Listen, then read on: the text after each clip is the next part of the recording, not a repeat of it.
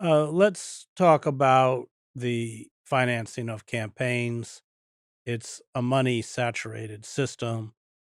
Goldman Sachs is probably not sending you big checks, neither is APAC.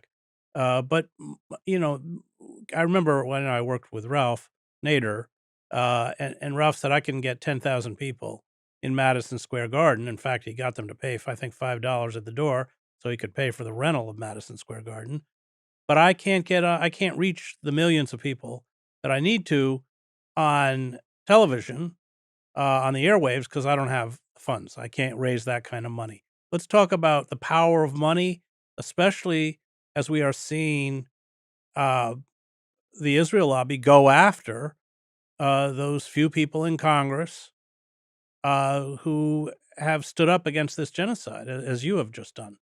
Well, first of all, is money a factor in elections? Absolutely. Is it the only factor? No.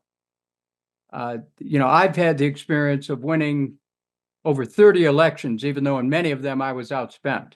The introduction of fundraising over the internet has been very favorable for someone like me because people have gone to, my website now is Kucinich.com. People have gone to the website that I had over various campaigns, made a contribution, and there were enough people to do it in mass that I was able to raise sufficient funds to be able to run the kind of campaign that I want to. Because you don't always have to spend more money than the next guy. You have to have enough money to get your message out. The problem with today's campaigning is that money often comes in out of nowhere to swamp a campaign. And if people don't know who you are, I don't have that problem in this district, but if people don't know who you are, they can have a flood of money, which will attempt to define you as a candidate.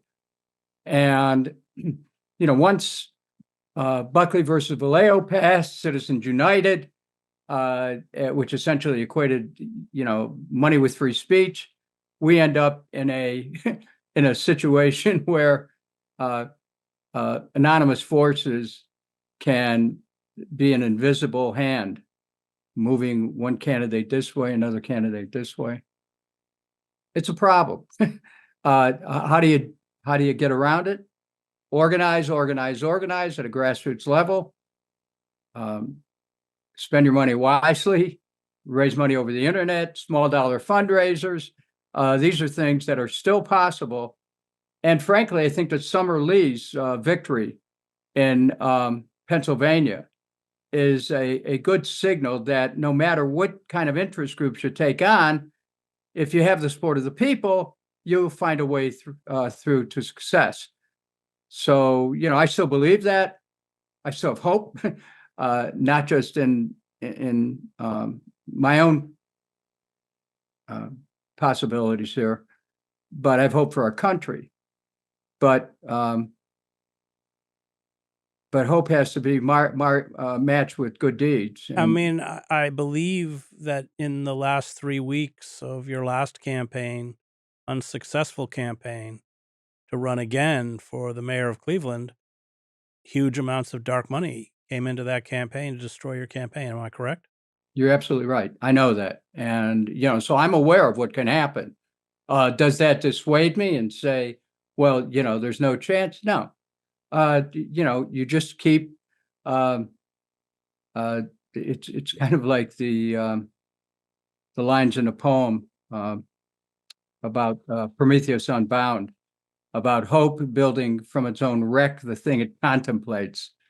And so one must, in order to do this, for this undertaking that I'm at here in the 7th District in Ohio, attempting to win a seat as an independent, there's some hope that goes into it, but there's also reality based, because I do have a constituency, because I'm willing to stand up and speak out, because people are looking for real leadership, not the warmed over pablum types that are ready to say anything to get elected.